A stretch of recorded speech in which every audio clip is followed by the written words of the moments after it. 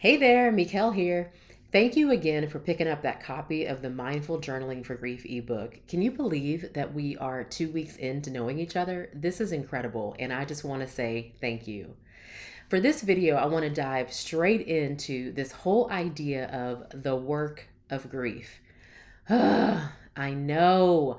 There's a part of me that understands that and a part of me that hates that entire phrasing. But the truth is, in order for us to not be completely consumed by grief and all it brings, there is some work that we have to do. Heck, that's the reason that I created the Mindful Journaling for Grief ebook to help you and others like myself walk through grief in a strategic way.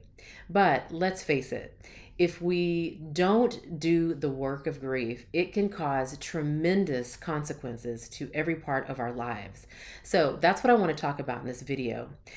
We've got to sort of understand the relationship between mind, body, and spirit first. In society, we tend to think about grief as solely an emotional response, and that is just not true. What affects our emotions affects our minds, it affects our bodies, and it affects us in spiritual ways. So the mind, body, and spirit really are one.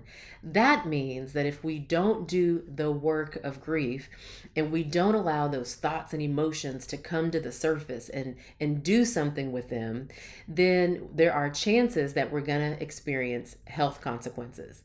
In my life, that resulted in me experiencing headaches, stomach aches, random aches and pains, and a heck of a lot of sleep dysregulation for years. And I don't want that for you or any other person who's grieving. So let me share a little fact with you.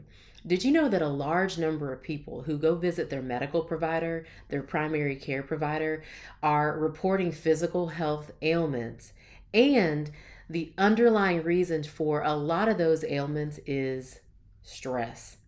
Yep, and you guessed it, grief is one of those things. So, my friend, that's the reason that I want you to lean in to the journaling aspect. And that's the reason that I have been presenting my Grief Anatomy Toolkit, because this is another opportunity for you to garner another set of skills and tools and practices to help you lean into grief, even though you may not want to. So go ahead and click that button to learn about the Grief Anatomy Toolkit and get your copy of that today. You owe it to yourself to care for yourself as you grieve, and you are so worth it. Take care.